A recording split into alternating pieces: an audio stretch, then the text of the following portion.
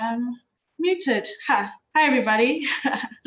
Welcome, everyone. I hope you're well. Welcome back to CrossOvr. I'm sure you've missed the sessions that we've been having every week. I pray that you're blessed. I pray that you're well despite all the madness that is around us. How's everyone doing? You can drop a line or so in the chat just letting us know you're good, you're alive. We've missed you all. It's amazing how 2 weeks have flown by so quickly, but yes, CrossOvr is back. And for those who are here for the very first time, CrossOvr is basically a multi-denominational group of people who and community who have been meeting online and discussing various issues. And the sessions have been running on Wednesdays, Friday evenings, and Saturday afternoons. But on Wednesdays, we basically get into issues that are challenging us within the world that we're living in. And today we really have an interesting topic. But before I get into all of that, I'd just like to remind you that we are all over social media. We are on Instagram, we're on Twitter, and if you'd like to share the link, this session is streaming live on YouTube. You can find CrossOvr on YouTube. And we officially have a website. How exciting. We officially have a website. Hey, Steffi, giving my nickname out there to the world. Thanks for joining us. And CrossOvr officially has a new website. It's right there. My friends have just put that up on the chat. It's www.crossover.org. And you know the drill. If there's an issue or a topic, as what we're talking about hits you, like if it makes a mark, do tweet. We are going to be sharing, we're definitely going to be sharing the hashtag soon, unless I've missed it, if it can be added into the chat, but do tweet away on the CrossOvr account. So before I get into the meat of what we're going to discuss today, I'd like to ask our chaplains, Pastor Stu, to please open for us in prayer. Thanks, Larissa. Just close our hearts for a word of prayer. Thank you once again, dear Father, for this wonderful opportunity to come together, just to fellowship, but also to engage and dialogue over something that is so central and pertinent in the society that we live in.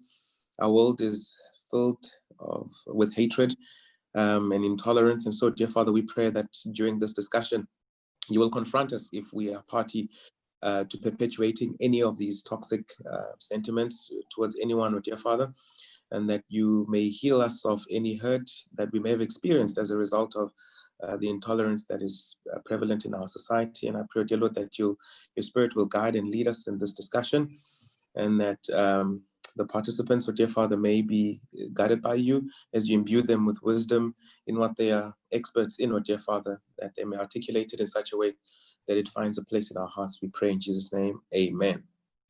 Amen. Thank you so much, Pastor Stu. So as I said, you are more than welcome to tweet and post on your Instagram. And the hashtag is CrossOvr Ottilia and then insert tweet. So today, as you see, we're going to be unpacking xenophobia and Afrophobia. So basically, the root of why I wanted to discuss this is well, actually, to track it really back, a couple of weeks ago, there was a lot of this happening in the States, and we spent a lot of time here at CrossOvr talking about the Black Lives Matter movement and talking about the plight of African Americans and what they were experiencing. And it segued, I'm not sure if you saw online, it segued a couple of conversations ensued where people were asking, okay, it's all great and everything in South Africa, that South Africans are commiserating with, and people in Africa are commiserating with those who have been challenged with what's been happening in the States. But what about how we treat each other as Africans, you know? And today we're just going to delve into what is this thing called xenophobia? What is this thing called Afrophobia? Is it just a South African issue? Is it an economic issue? The aim really is just to unpack these issues, and really we want this to be a conversation. How this is going to be run is that Ottilia is just going to speak for a few minutes, just unpacking a bit of those issues, and then I'm going to present a couple of questions to her, and then following that, we are going to dig into the questions. And please, you are welcome to please mention and do say a few things on the chat. So if there are any questions or comments, you know how we do. comment away, and we will be seeing it and tapping into that. If you want to make a comment, you can raise your hand or send a message directly to myself or to the CrossOvr team. And before we get right in, I should definitely introduce Ottilia. Ottilia Maunganidze. I hope I pronounced your surname well, Ottilia. Ottilia is, as far as I'm concerned, one of the foremost minds just in terms of international law. If you have the pleasure of following her on Twitter, she is the slayer of all dragons just in terms of details and facts. If you want a breakdown of all the statements that the president is saying, she will break it down just right for you. But formally and officially, let me explain what she does in her full time. She is with the Institute for Security Studies based in Pretoria. It is an African research institute that deals with issues of human security, amongst many other issues. And she's currently the head of special project in the Office of the Executive Director. Before joining ISS, Ottilia was a junior legal advisor and human rights education officer. And she explores new areas of work for ISS and helps to inform institutional strategy. Her areas of interest are international criminal justice, international human rights law, migration trends, and policy. Yeah, so that's why we thought it would be awesome if she could join us today. By the way, I realized I did not introduce myself. My name is Larissa, and I'm part of the CrossOvr team, and I'm going to be facilitating this discussion. Ottilia, over to you. Thanks so much, Larissa. Normally, I just ask that people just say, this is Ottilia, and we take it from there. But you know what, I want to start off by saying thank you to you and the CrossOvr team for inviting me to speak on something that's very near and dear to me personally, but in the work that I do. When Larissa asked me how we ought to run this conversation, in fact, she asked me how we ought to run the event. And my first thing was, I prefer conversations. I prefer talking through a lot of the issues. So what I'm not going to do is I'm not going to speak for sort of 15 minutes as a presentation, but I'm just going to speak for an initial 5 or so minutes on some of the key issues around xenophobia and Afrophobia, and then I suppose kick off into a conversation with Larissa and take it from there. And I look forward to whatever questions or comments you have from your side as well. So, you know, to kick off, I always like definitions. Larissa was like in introducing me. I'm a stickler for facts. And the reason I'm a stickler for facts is they help in many ways to dispel a lot of the myths around anything. And xenophobia and Afrophobia plays right into that. And so I'll start by what exactly is xenophobia, what exactly is we ought to understand by Afrophobia. And then in the conversation that I'll have with Larissa, to touch on some of the myths around xenophobia. Fundamentally, xenophobia is an inherent fear of the other. And in this case, it's an inherent fear of that what you don't know, which is foreigners or people from elsewhere. In South Africa in particular, it's found its way in manifesting into xenophobic violence or very specific targeted violence towards people from outside of South Africa. And I know everyone on this call knows, but the majority of the people that are targeted by not only xenophobic sentiments, but by xenophobic violence end up being people from the rest of the continent.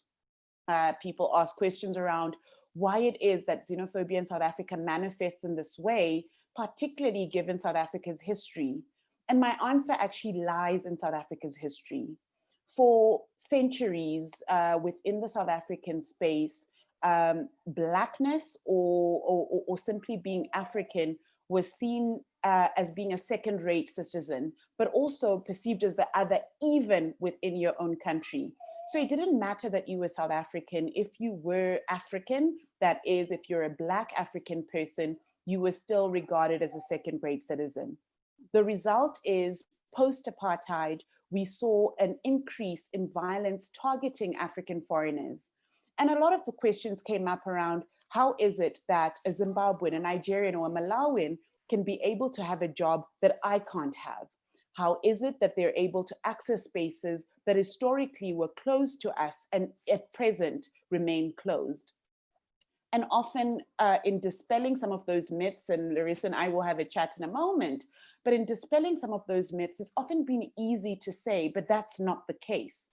And sure, it might not be the case, but then if you don't really explore the history behind why it is people harbor these deeply entrenched sentiments, you don't do anything to solve it.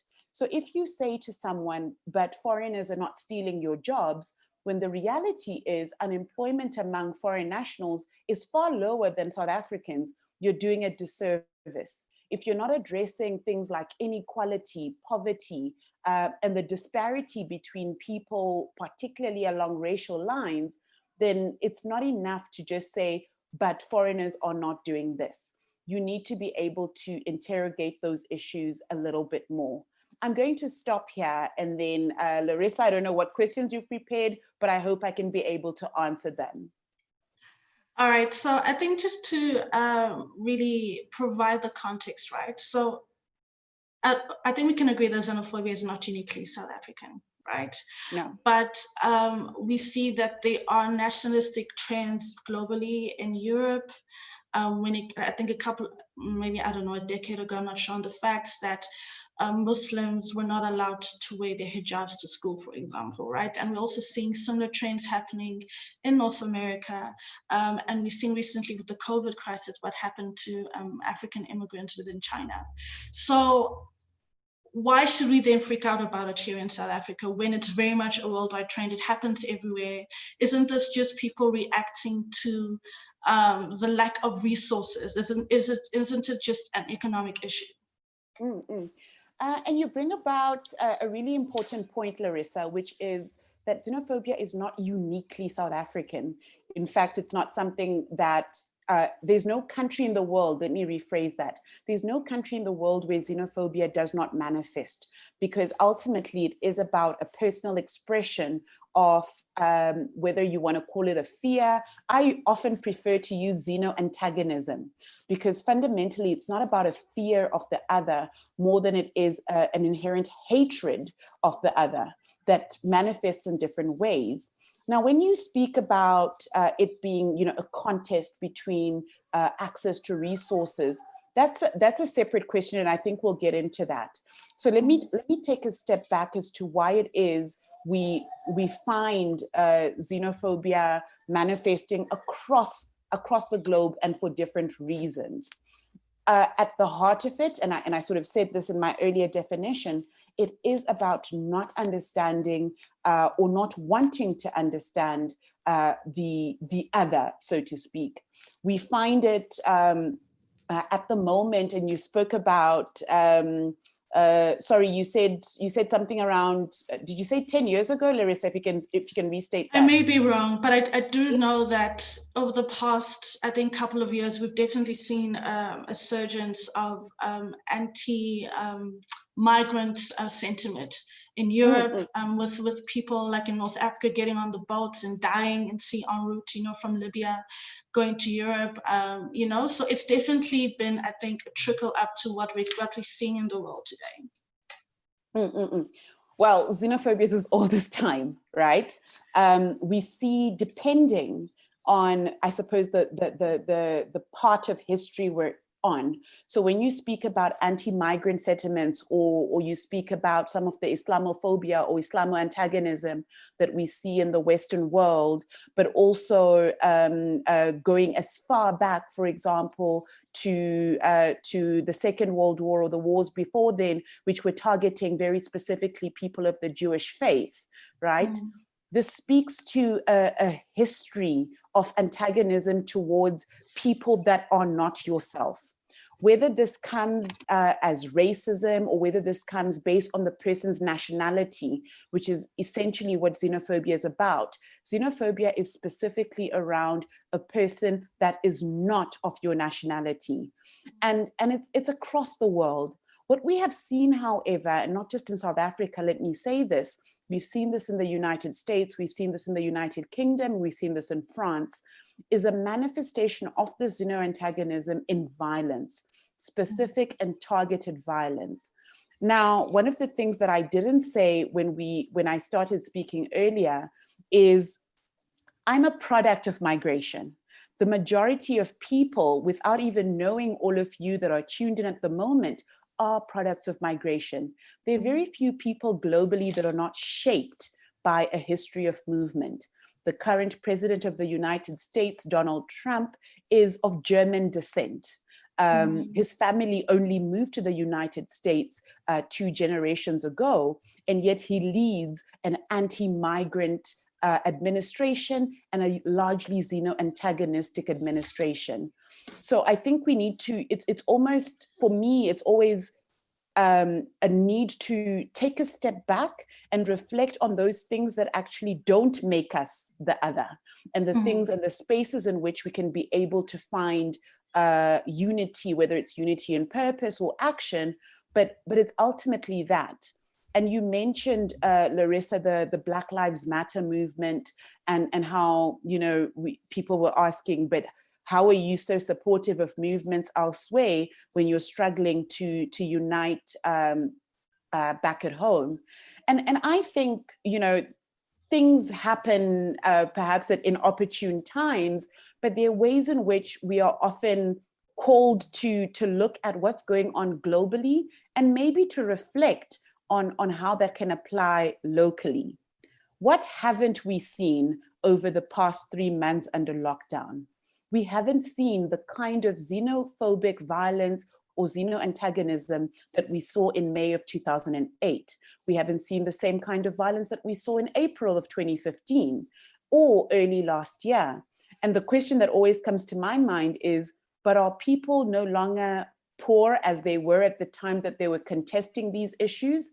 Are people no longer concerned that foreigners are taking their jobs? Are people not as concerned about the issues that they were in past years?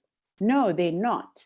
But perhaps the stark realization that the inequality, the poverty, and unfortunately also the crime and violence that bedevils our society is not as a result of foreign presence so much as it is issues that were always there and that we need to deal with.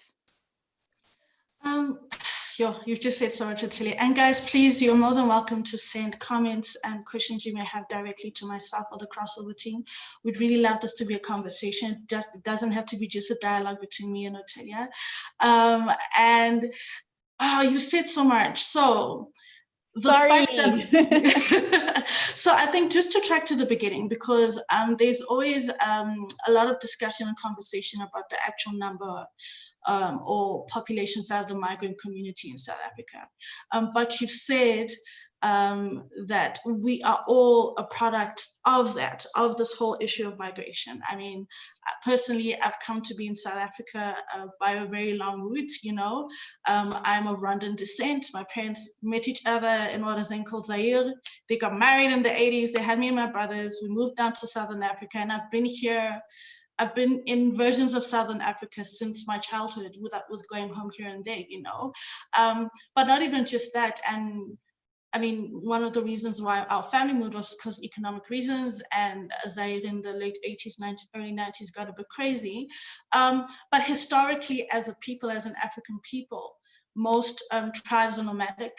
If we were to track our genealogy, it probably wouldn't start, apart from the Khoisan, it probably wouldn't start in Southern Africa, you know?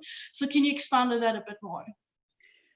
Gosh, and thank you, Larissa, for sharing, I suppose, your personal story and your history. You know, I said earlier that I imagine a lot of people are products of migration. Once in a while, people will say some things, you know, antagonistic on Twitter, and I'll respond to say, no. Depending on what it is that they've said, I will try to counter that with as much fact as possible. I believe in responding to issues relying on fact and evidence and not prejudice or anecdotes, because those are frustrators.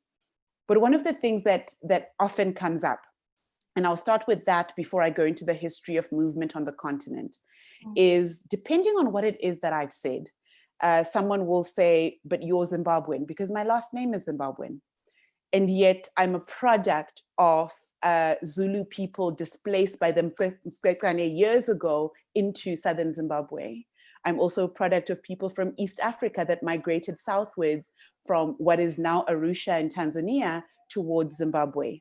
I'm a product, however difficult and complex that makes my story, of the people who first settled in Eastern Zimbabwe from Portugal. So I'm a product of many cultures. Quite frankly, if none of those people had moved, I wouldn't exist. The reality is, for a lot of people, if people stayed where they were, they wouldn't exist. And I often ask people to reflect on their story and their history, to learn who they are. There are parts of my story and my history that are still unanswered. For example, there's parts of my maternal lineage that I just do not know because they didn't document it as well. I know where my great-grandfather and mother are from, but I don't know beyond that. And for a lot of us, particularly for urban Africans, not just in South Africa, but across the continent, a lot of us don't know the stories beyond our great-great-grandparents. Gauteng, for example, now is currently inhabited by over 50% migrant communities. Not entirely from the rest of the African continent, mind you. Over 70% of those actually come from other parts of South Africa, particularly from the northern provinces, Limpopo, Mpumalanga, and to the eastern KwaZulu-Natal. So the reason that is because once there was a gold rush towards Gauteng, you found migrant labor coming from within South Africa, but further afield, because of a colonial administrative law that made it cheaper to bring in migrant labor from other parts of the country, as well as other parts of the sub-region. So you find Bandas and Dubes in Gauteng, who have been in Gauteng for over 100 years, that come from Malawi, Zimbabwe, Mozambique, Zambia. You find people who are currently in what is KwaZulu-Natal that were originally from Mozambique. I remember a few years ago, a man was hauled by the police and killed, Emmanuel Sitole. And a lot of people were going, but where's this man from? We hear that he's from Mozambique. And I sort of chuckled because from Eastern Zimbabwe, you find Amastole. From Southern and Western Mozambique, you find Amastole. From Northern South Africa, you find the same people. And so the question then is how nations were built around and broke certain societies that still continue to move. This history of migrant labor, of moving because of difficult rains or drought, is not a new history, and it's a history that continues. We are going to see, after the COVID-19 pandemic, we are going to see different shifts and movements from rural to urban and even urban to rural across the African continent. That's just the reality of movement on the continent. At the moment in East Africa, to take it away from Southern Africa a little bit, at the moment in East Africa, there's been locusts, there's been flooding. People have been displaced from their homes while also being displaced as a result of conflict. Where are those people going to go? And I'm going to ask the question and leave it as a rhetorical, but what's going to happen to the grandchildren of the people that are moving now? Because they're going to go to a place where they are the other, and they're going to either need to be received or, which is often the case, unfortunately, they may be rejected. So I think the direct segue, and I'm going to get into the comments. We have about 3 questions, 2 questions here in the chat, is this is all well and good, us knowing our history, but for the person in the community that feels aggrieved, I'm sure you'd have seen that there were truck drivers who were having a strike in South Africa. And they're saying, look, if you guys want to hire foreign nationals or truck drivers, we're not going to show up for work. And we are seeing 30% unemployment rates in South Africa right now, and we expect that it's only going to increase. we understand that there's an impending sort of employment challenge that's coming up, you know. So for the local South African who is like, yo, I don't have a job right now, and I'm seeing my neighbor's got a job, or my neighbor's got a shop in the community and they seem to be doing okay. All this history, I mean, how's it meant to move them or stop them? I mean, to be blunt. Yeah. No, and that's and I like the way you framed the question, Larissa, right? Which is, and this is often what I spend quite a lot of time in engaging with communities on. We cannot dismiss the real concerns that people have around unemployment, around poverty, around inequality, and around crime and violence. Those are real concerns. You don't need to read it in the paper to know that it's happening across our society. So when truck drivers or people in stores or elsewhere complain around losing their jobs or employment opportunities going elsewhere, and I'll repeat this point, we cannot just dismiss those arguments, but we need to go to the heart of why it is that we have higher unemployment among local or nationals here than we do have around foreign nationals. The reality is very few people leave their country without the prospect of employment or economic opportunity. And very few people will migrate from a foreign country and be able to assimilate and live within a rural environment or context. The majority of people will migrate urban. They will go to spaces where they can be able to establish themselves. It's how informal settlements around all of our urban spaces in South Africa have cropped up. It hasn't just been from people coming from outside South Africa, but even from people within South Africa in societies and spaces, urban spaces that were never meant to include us to begin with, and that were constructed at our exclusion. And so that is real. So when truck drivers say, we can't go on because you're employing foreign nationals, we've got to ask ourselves why it is that foreign nationals, for the most part, are being employed in their numbers. In the Cape Winelands, for example, there has been a push to employ by national vineyards, or local vineyards rather, to employ people from Lesotho because they pay them less. So there's exploitative labor that feeds into continuing and ongoing inequality and concerns. That's something that needs to be addressed. It's why I personally, for example, push as much as I can for not just a basic minimum wage, but at the very least to push for a living wage across industry. There's a lot that is not being done across industry to ensure employment across the board, right? And so then you've got this, it's almost like, and I'm using my hands a lot, but you've got this meeting of real socioeconomic concerns that people are afflicted by, and then a point of weakest resistance. What's the one, who is rather the one person that you can be able to displace in order for you to be employed, in order for you to get access to resources? It's the person that came in last. And in this case, it would be the foreign national. If we deport, and I've often asked this question, if we deport every single foreign national in South Africa, will we be able to fix our unemployment issue? The answer, unfortunately, is no. The reason being, in the industries in which we found employment, and there was a great study that was done by the Migrating for Work Research Consortium in 2015, which looked at employment opportunities within South Africa, which was followed up by a World Bank report in 2018, which looked at the extent to which foreign nationals actually employ South Africans.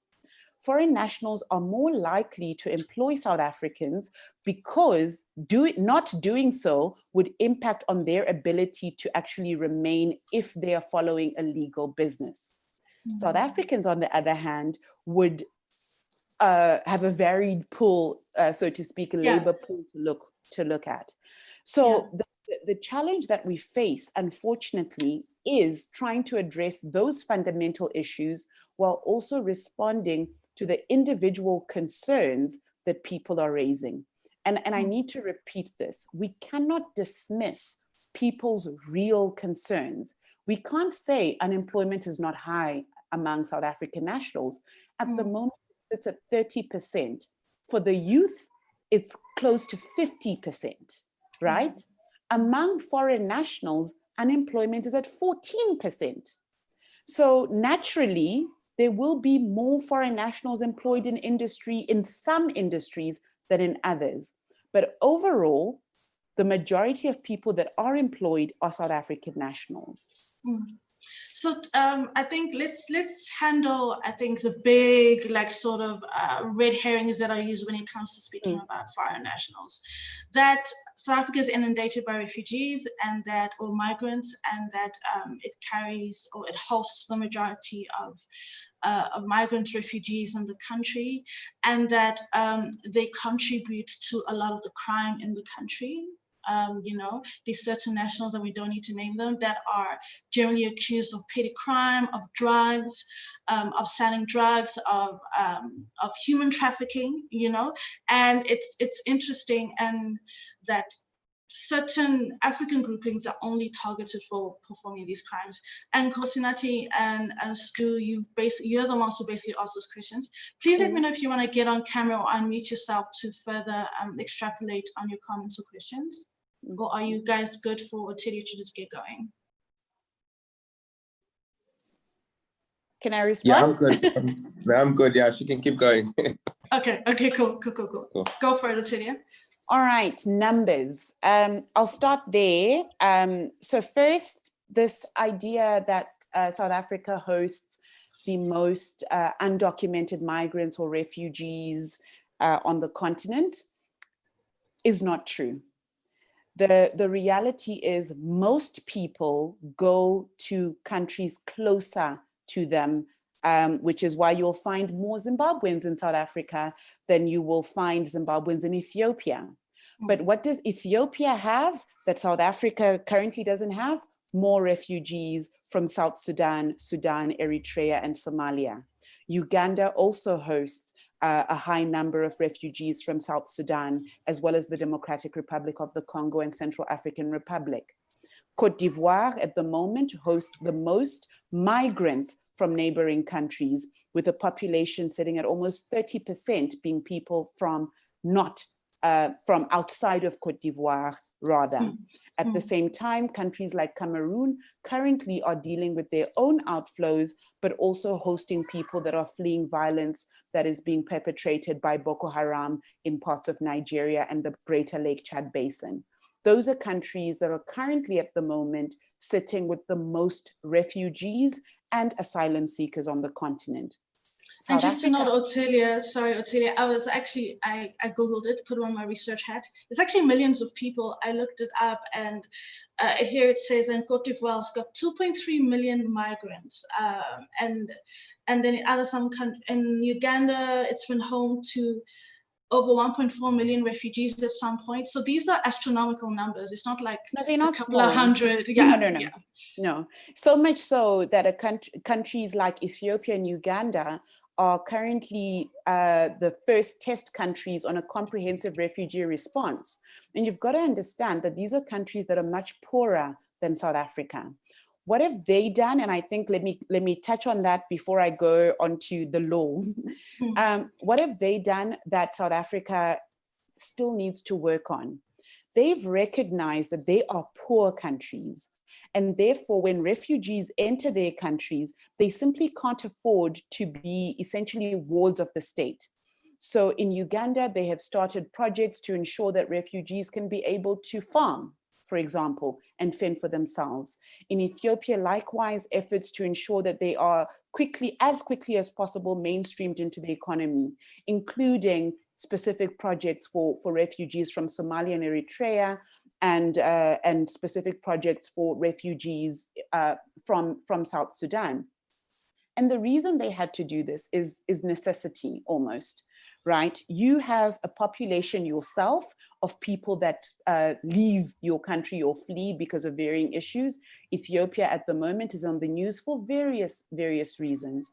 And for them, they want to make sure that they are able to to deal with any added population that may impact on their ability to give resources to their own nationals, right? So we need to have a comprehensive refugee response that recognizes that people will flee conflict, people will flee persecution, people will leave harsh economic climates in search of better opportunities. What South Africa currently has is the most economic migrants. So people that are looking for a better life, so to speak, economically, who are looking to enter into the job market. A lot of those are coming from neighboring nations. Now, when it comes to some of the, some of the issues, Larissa, that you raise around overall around dispelling some of these myths, I found that no amount of throwing numbers at a policymaker or at a person who is currently hungry will work. Quite frankly, a person doesn't care that Côte d'Ivoire has 2.3 million migrants if they are hungry, right? What we need to do is to be able to work to addressing essentially the root causes. Why is it, and Nkosi Nati and Sdu have asked questions around, why is it that African nationals are targets? I'm going to put it bluntly. The point of weakest resistance will be the point that you push and frustrate, right? I have asked oftentimes, how many times have we seen protests or attempts to raid SPAR or Old Mutual or Standard Bank or ABSA when it was formerly part of the Barclays Group? These are all foreign-owned companies that ironically employ largely foreign nationals. It's because not only are they not the point of weakest resistance because they're the point of economic power, but also there's a presumption that they should be here. There's a presumption that Old Mutual should be here. There's a presumption that a Somali spaza shop should not. And I think that's where, unfortunately, the stresses come in, and where you are so close to it. So here you are unable to fend for your family, you're unable to feed your children. And right next door to you is an Eritrean or an Ethiopian. And I name countries because I feel part of the efforts towards dispelling myths is being able to have these conversations with facts at hand. Who runs a spaza shop? Ottilia, just quickly, if you don't mind, as I say, going to the next question, your mic is rubbing up against your scarf. If we could just sort that out. So the techies behind the scenes are also, thank you so much. I think let's get into that. And I just got a private question around that. Like, what is the solution to this problem? I mean, going to the root of why you don't want to see your Somali neighbor just trying to make ends meet, trying to make some money, send his kids to school and send money back home, Sorry, Larissa. Yeah. I don't think that's the issue. Let me be frank, right? Yeah. I don't think it's that people don't want to see their foreign national neighbor succeeding, right? It is that they are not succeeding. And it is that this person is succeeding where essentially I cannot. That is why the narrative is around they are taking our jobs, right? It's a presumption that these are meant to be things reserved for us that they are taking.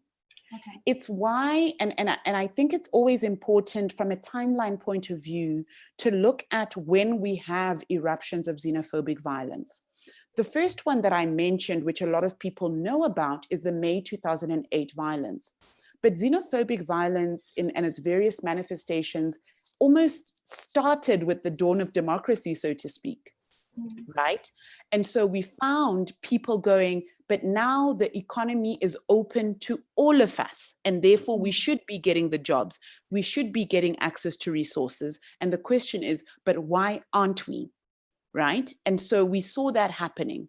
But every single year, and at the ISS, one of the things that we do is we map crime and violence across the country, and particularly in looking at response and through the victim of crime surveys, looking at who people think are the perpetrators and who in fact are the perpetrators. One of the things that we've noted around when we have eruptions of xenophobic violence, except, and so far, 2020 is the exception, right? And COVID-19, believe it or not, is the reason why 2020 so far has been the exception. We have seen eruptions of xenophobic violence almost entirely coincide with the first cold front of the year. Whether it's in April or it's in May, we've seen great frustrations. You might ask, but why would that be the case? At which point, supposing you are poor and unemployed, at which point does that almost that poverty and inequality become starkest for you? It is essentially when things start getting more expensive. It's when you're unable to warm your own house. It's when you cannot, you have to debate whether to buy bread or to get firewood or to get gas. Fundamentally, and again, I keep repeating these things because we need to understand, and I'm speaking to you as listeners, but recognizing the communities in which you live and in which you, for those of you who mission, in which you mission, which is that ultimately, these are issues that they confront every single day, right? And they have to confront those issues every single day. And then you get the first hit of the cold front, so to speak. And we've seen this, April 2015, May 2008, and in the years in between, we've seen almost immediately this upsurge of tension and sentiments towards people, mind you, that are your neighbors at the rest of the year. The question is, why don't we see flare-ups of xenophobic violence in December? Why don't we see them throughout the year, if this indeed is simply hinged on the fact that South Africans hate foreigners? Because there has to be a trigger. There has to be something that happens in the community. When we saw, and I'm going to end on this point, when we saw an upsurge in xenophobic sentiments in Rosettenville in last year, it had to do with a drug den that had been, that the police had descended upon.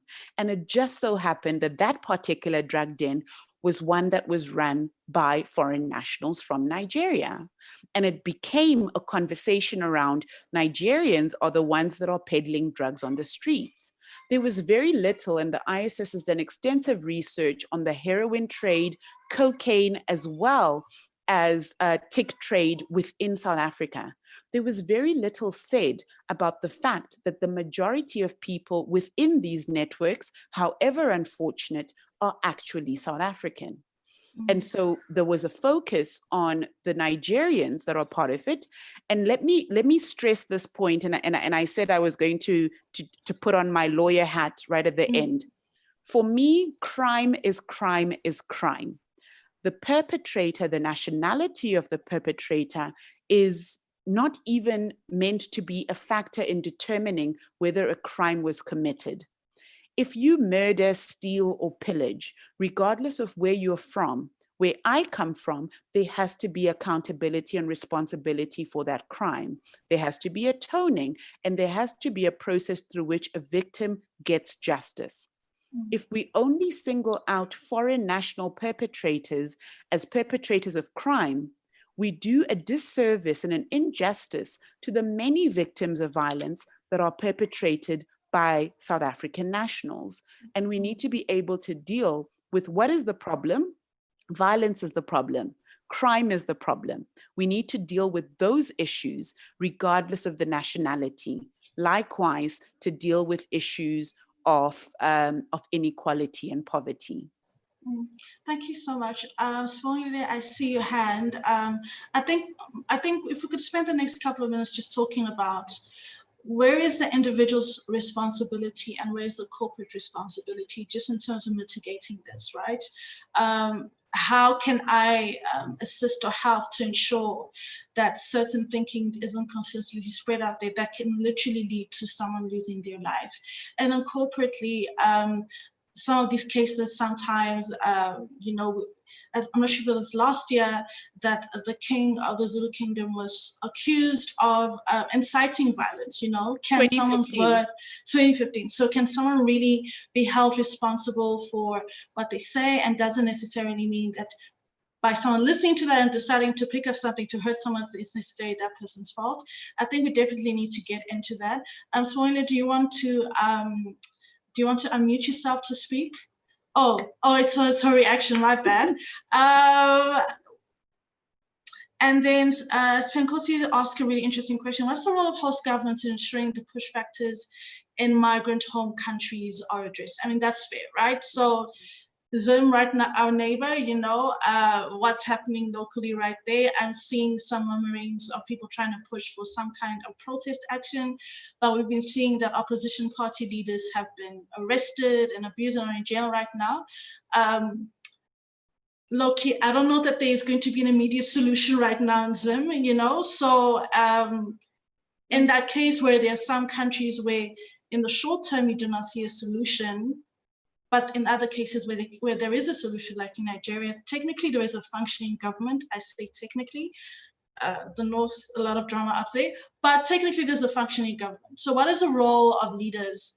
Because we saw that the Foreign Minister, Naledi Pandor, met with the African High Commissioners last year to apologize for the attacks that happened last year.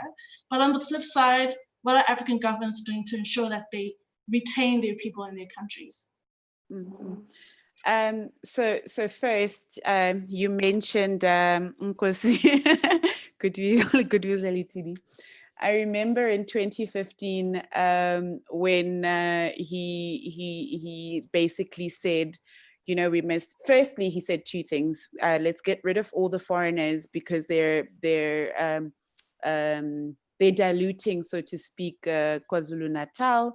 And then he said in the same year that all people of the Zulu nation must pay a fee. At the time, he suggested that 5 Rand each must be paid towards the Zulu nation. I can't remember whether it was every day that you must pay this 5 Rand.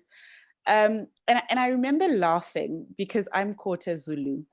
And I thought, does the quarter of me pay this contribution and condemn the foreigners? Or do I not pay it on behalf of the 3/4 of me that he's slighted? So I sort of just thought, you know what? No. Luckily for me, the SA Human Rights Commission dealt with the issue as to whether or not the King's statements could be seen as an incitement to violence. Now, while he was not prosecuted for those statements, I think it's important to recognize that the SA Human Rights Commission felt that a person in his position suggesting that people essentially go into the communities to seek out these foreign nationals could be understood as incitement to violence. At least in law, incitement to violence is considered a criminal offense. And so those are things that people need to consider. The question then was whether or not his statement did in fact push people towards violence, which is another question altogether. I still don't pay my contribution to the Zulu kingdom. That's really disappointing, Ottilia. Really disappointing. Listen. I'm contributing so much already to other parts. But then the question separate, sorry, that was sort of just a throwaway anecdote. But the question then around the responsibility of host governments, particularly ensuring push factors in migrant home countries are addressed. You know, that's a really important question and an important overall discussion, and we could have this discussion for hours on end. A couple of years ago, African leaders adopted the African Continental Free Trade Area, and they were very keen to push forward for this. At the same time, they also adopted a Continental Free Movement Agreement. Most nations have actually signed up and ratified the Continental Free Trade Area. Less have done so for the free movement. The question, though, is how can you be able to ensure proper movement of goods across borders if you don't allow the complementary free movement of people, and to recognize the importance of trade between those countries, right? And at the heart of it is host nations can be able to work towards addressing push factors if they see a benefit in it, quite frankly. Self-interest and national interest are ultimately the things that might actually ensure that we see better continental relations and free movement. What can South Africa stand to benefit if Zimbabwe is stable? Zimbabwe remains one of the largest producers of chrome, as well as, incidentally, citrus fruit.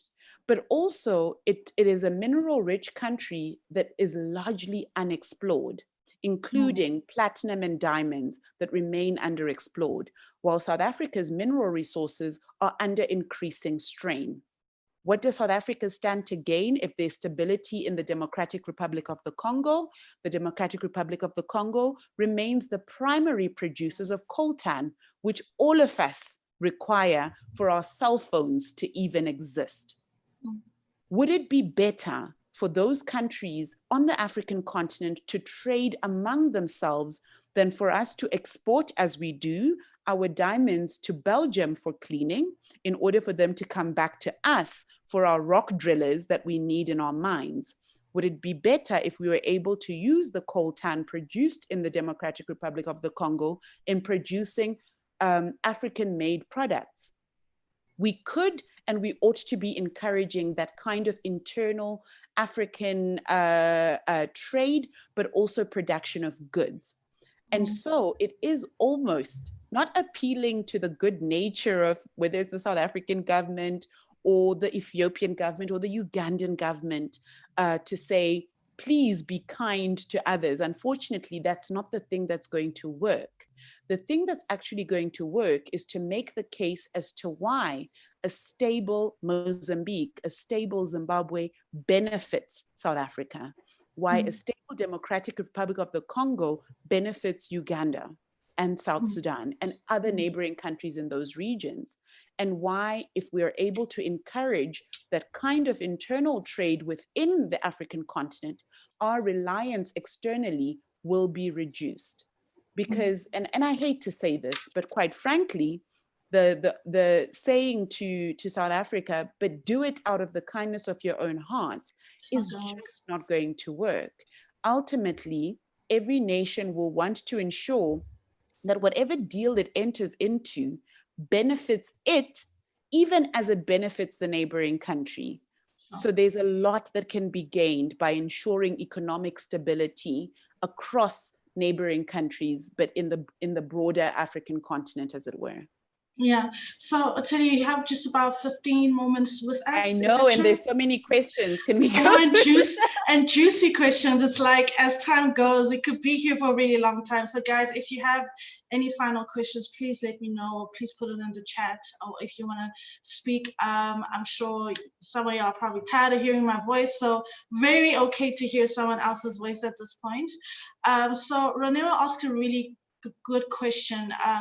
Can one conclude that multiculturalism has failed us then as people of this country? How can one hold on tightly to the meaning of multiculturalism? But actually, Ronera, I don't know if you want to expound, because I do find South Africa in its essence to be multicultural, or is it, I don't know if another word could be used, you know, because I think the multicultural, I don't think multiculturality is the word, but it already exists. I think that's one of the great things about South Africa, is it's so rich with different cultures and languages and art and all of these things, you know, but it shifts when other Africans come into play, despite, you know, musically we're all loving Afro beats, you know, but then again, Burna Boy and AKA got into it over Twitter, like, you know, so it keeps rearing its ugly head here and there. I think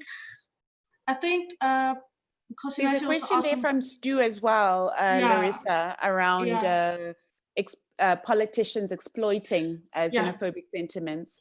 But first on Renewa's question, look, it's very difficult to not be multicultural in a country that essentially has 11 official languages, but way more actual spoken languages, for example, in different cultures and customs.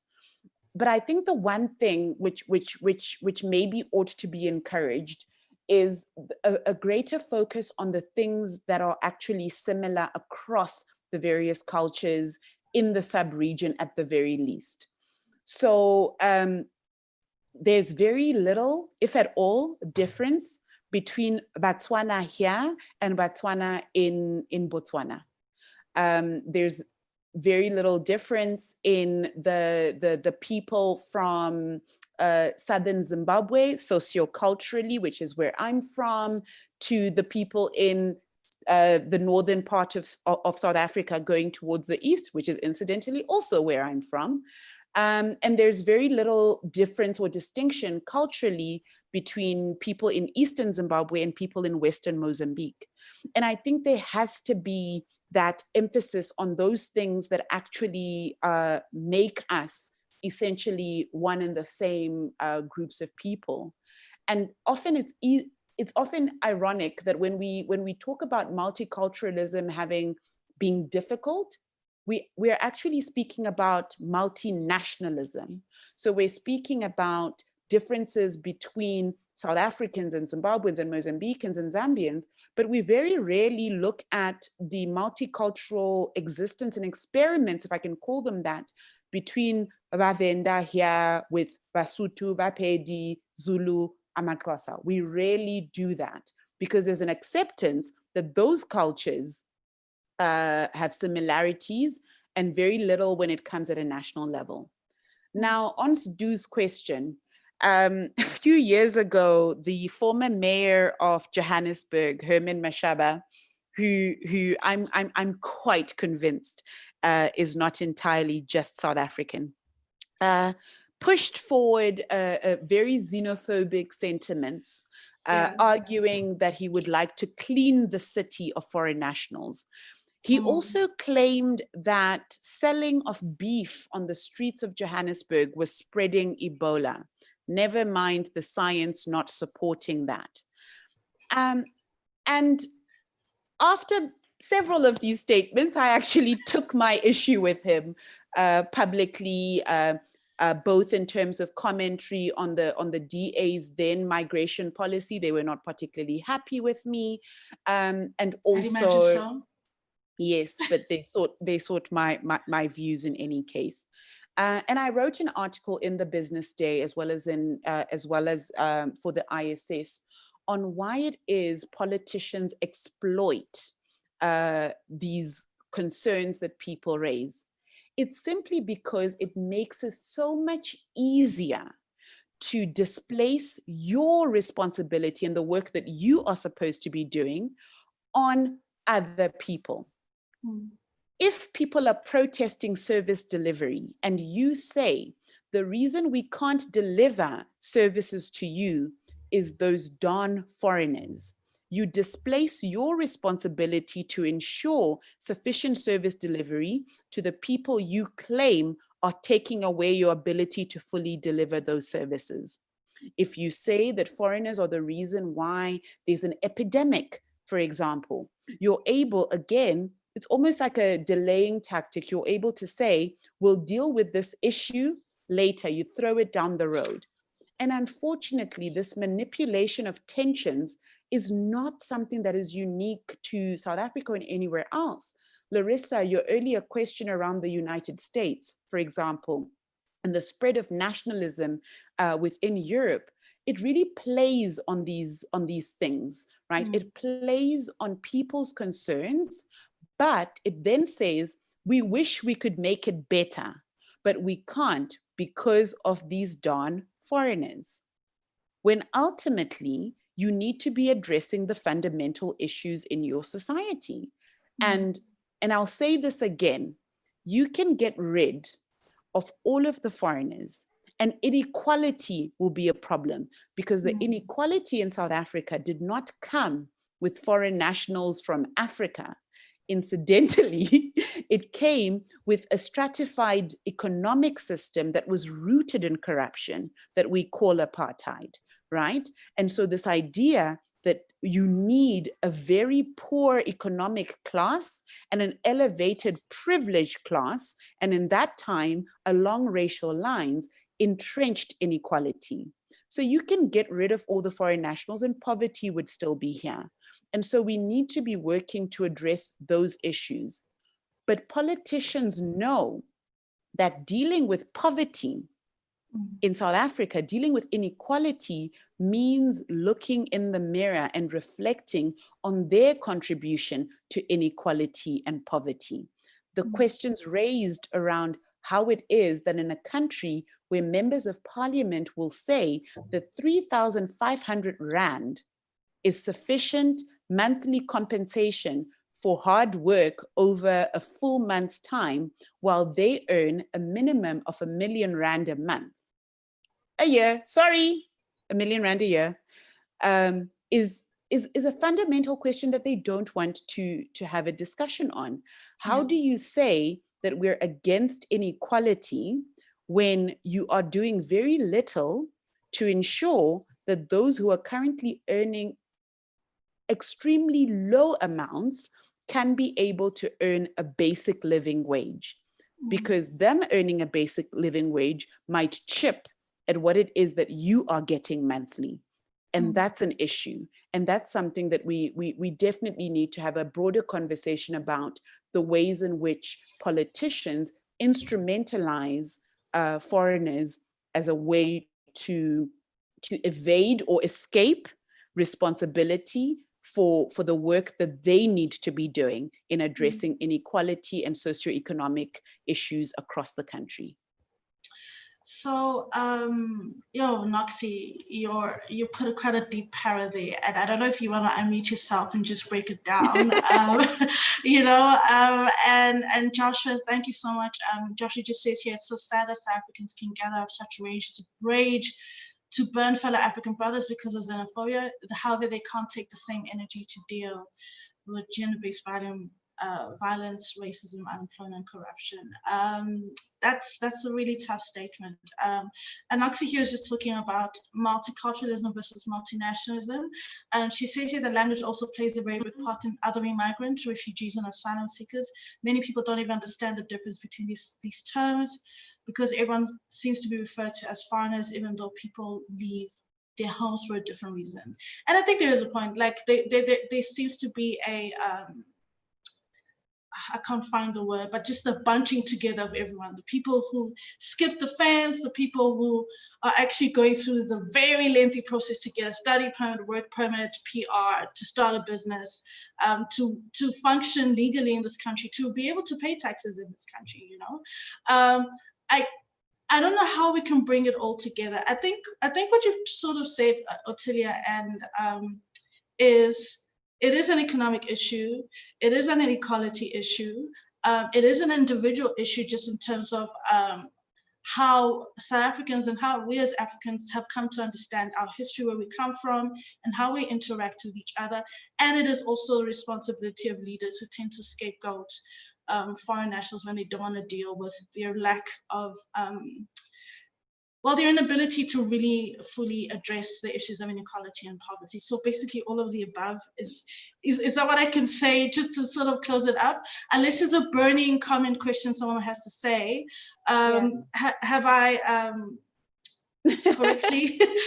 I mean, we could talk for 3 more hours. It's so, like, as we're all talking, as I'm seeing comments, there's so much more we could get into. But yeah, are there any final thoughts you just wanted to share before we close it down, unless someone else wants to say something? Thanks for that, Larissa. I think what you've said is very much spot on, right? Which is, xenophobia is not, or xeno-antagonism is not as simple as we like to put it. And that also means that the solutions are also not as simple.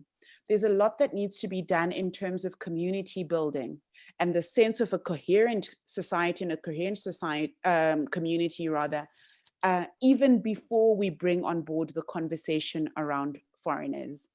You can take away, and I'll say this again, people from other countries, and tribalism can set root. You can find differences even where they do not exist, because then you can be able to blame the other. The hard work that needs to be done, and I say this, I'm not within government, and I say this very strongly, if I may, is the hard work in ensuring the kind of social cohesion that we need, the kind of efforts towards ending xeno-antagonism, racial hatred, hatred on the grounds of religion, and all other forms of hatred, cannot be left to the state alone. The people, when they do fight on the streets or attack each other for varying reasons, are actually the people that need to be responsible then for the process towards whatever kind of healing that needs to happen. You can have the best government in place, Larissa. And if society does not buy into the efforts of that government to ensure social cohesion, you're going nowhere slowly, quite frankly. So you need to be able to do that. And that does mean engaging at community level where you can. It does mean explaining some of the difficult concepts to people. And it means listening when people raise their concerns and understanding what the real concern is. Is the problem Larissa, or is the problem her access to resources and privilege? And the lack of access and of privilege and resources that that person has? And what can we be able to do to level the playing field? And to Nokolo, thank you so much for your statement. If we weren't in an era of COVID, I would look for you and hug you. Because for me, language and the words we use in explaining issues and understanding them really matters. This idea that a person can be illegal is already rooted in prejudice. And it already suggests that it's the person, not the actions of the person, that are illegal. It is why it becomes so easy to scapegoat certain foreign nationals as being responsible for crime, because we've already said their presence is illegal, therefore their actions will be illegal. And yet there are so many law-abiding non-nationals that continue to carry about their work. And the issues around the ability, whether it is of the state to be able to properly document everyone who enters into the country, that is something that needs to be addressed. We haven't spoken about something that often comes up in these conversations, which is corruption. Yeah. Right. And just to, sorry, final question, there was one that came up. And also at the continental level, there was a question asked, why is it that the AU does not penalize countries that do not address the issues at the national level, right? So the man that burned, that one was, sorry, I forget his name, Mr. Stole, the people that burned him, right? If they were not brought to account, if the government has not arrested the people or tried them, why is it at the continental level that these issues are not addressed? Final question, and then you can. Gosh, how long do you have? How long do you have? Because we can be here. I haven't had supper, Larissa. But anyway. Sorry, food is important. It matters so much. It really does. Look, so the African Union at the moment doesn't have sufficient sanctions mechanisms for member states. There's also, and again, this goes back to the continent's history around being colonized, there's also this clinging onto sovereignty and states being responsible for issues that happen within their territory that limits the ability of the African Union to sanction a country. However, that's not to say that there haven't been mechanisms to bring to book people at various levels. whether it's through the African Commission on Human and People's Rights or the African Court itself, where a country can be brought forward as having carried out human rights violations. The challenge, though, is that a lot of what we've spoken about are actions that are perpetrated by individuals and for whom the South African state has to hold to account. And I'll say this again, lawyer hat back on, crime is crime is crime.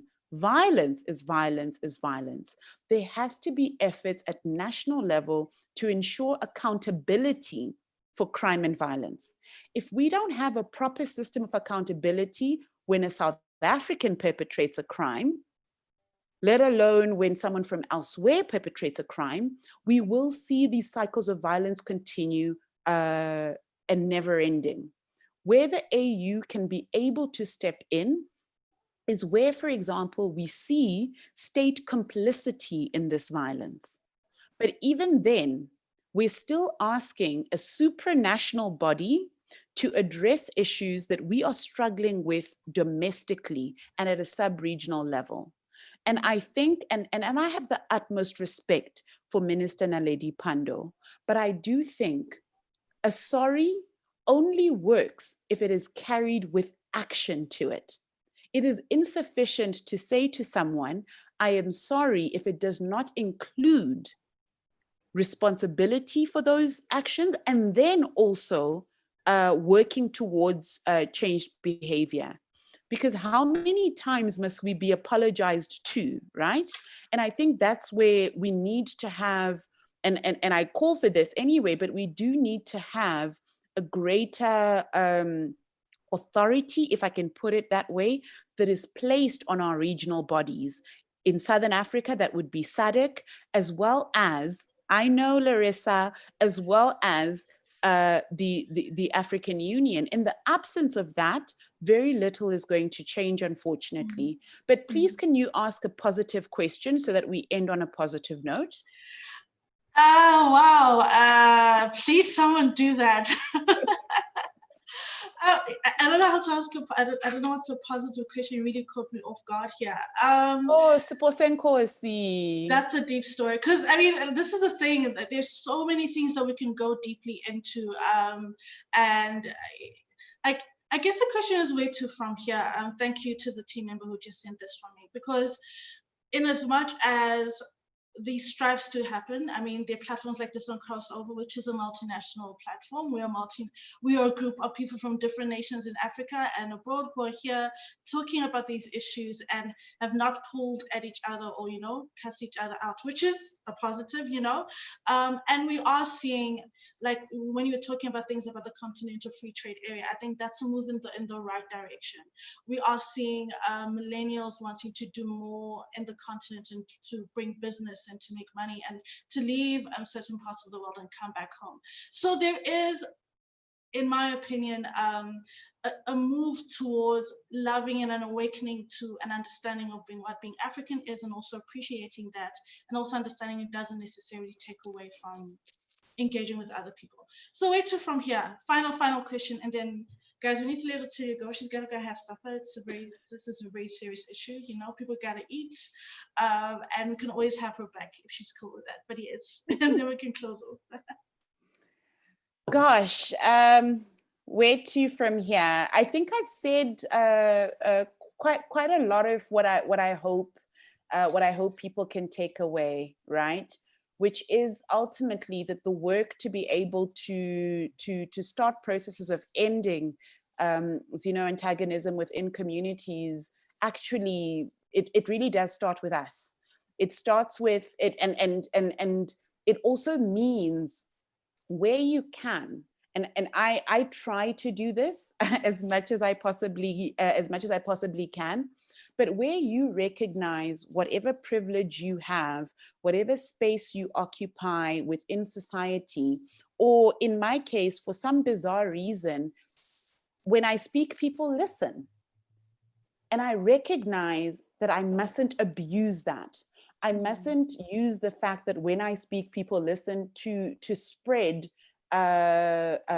fake news or hateful message or whatever the case may be, but to be able, where possible, to ensure that at the very least, if anyone who's been tuned in now or anyone who watch the video later feels that they can do something in order to address issues of xenophobia within their community, please go and do that. Use that which you have and can do to be able to make that small change. And I know it almost sounds airy-fairy or superficial, but quite frankly, for me, that's my everyday job, is in trying to make the continent a safer place for everyone. And if it means having these conversations with a small and medium group of people and getting that message out there, then I'll do it. If it also means asking the tough questions, and I saw Stu saying, hey, Herman is catching strays. No, that was right at him. It was not a stray. And it's important for me anyway, to say it and to have the conviction to keep saying it and to stick by that as well.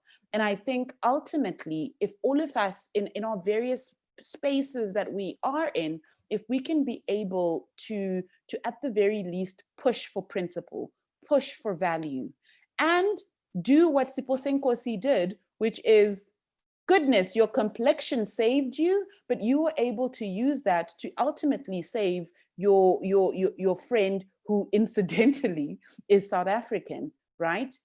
Please do exactly that. And even if it might seem small, trust me when I say the little things that people do in their small spaces are actually the building blocks and contributors to the kind of society that we want to build. Do it. Yo, Ottilia, on that note, we just want to thank you so much for taking the time to join us here. I'm quite sure you will be invited again. Please avail yourself. I'm letting you know that now. Thank you everyone who's joined us today. Please, if you'd like to follow Ottilia, I really highly encourage you to follow her on Twitter. Like, please don't. For your life. I mean, for your life. You know, I'm always DMing her because I'm like, girl. But anyway, and I think that's also another way when we talk about what are the little things you can do? Diversify the people you follow. Are you only following South Africans? It sounds really arbitrary, but if your social media accounts are if you only have South Africans on your timeline, you know, it's a tiny thing that we can do. But I think just to bring this to a close, I'm just going to close in prayer, and then we're going to close the session down. And please, people, don't run away. We definitely want to see you guys, switch on your cameras and all that jazz. So let me just say a quick word of prayer. Our Father in heaven, Lord, we thank you for the privilege of having conversations, Lord. We know that in some parts of the world, this is not even possible. We thank you that we have such platforms where we can gather as people to share our thoughts and our questions, our concerns over such an issue, Lord. Lord, I pray that above all, that we've all taken something with us and an actual item that we can do to improve our own lives and the lives of those around us and the lives of the people that we live with every single day. I just want to pray for every family that's represented with all those who have watched or listened today, Lord. I pray for their safety. I pray for their health. I pray for their peace and their joy, Lord. I'll spell this in one wonderful name. Amen. That is it, fam. Have an awesome, oh, please, a very important announcement. We are back on Friday. At 7:30, we have the amazing Dr. Papu to lead one of our sessions again. You definitely don't want to miss that. You're going to see all the information on our social media sites. CrossOvr is back after a 2-week hiatus. So Friday evening, 7:30, and Dr. Papu is going to be leading in our sharing. So have a good evening. Ottilia, see the comments. People are thanking you for being here. Switch on your cameras, guys. Wave as Ottilia enjoys the rest of the evening. Thank you so much, Ottilia. Have a good night, everyone. Thank you. Do not disappear.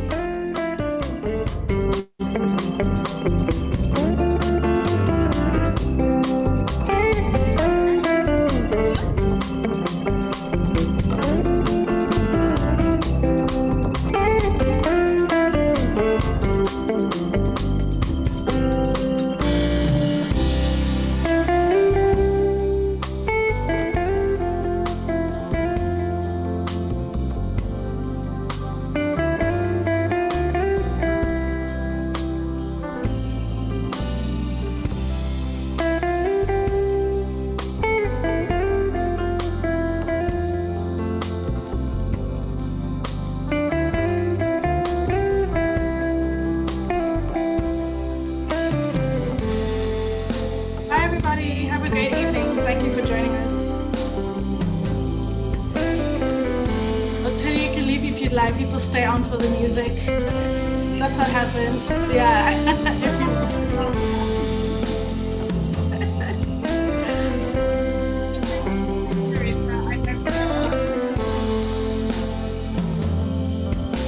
If you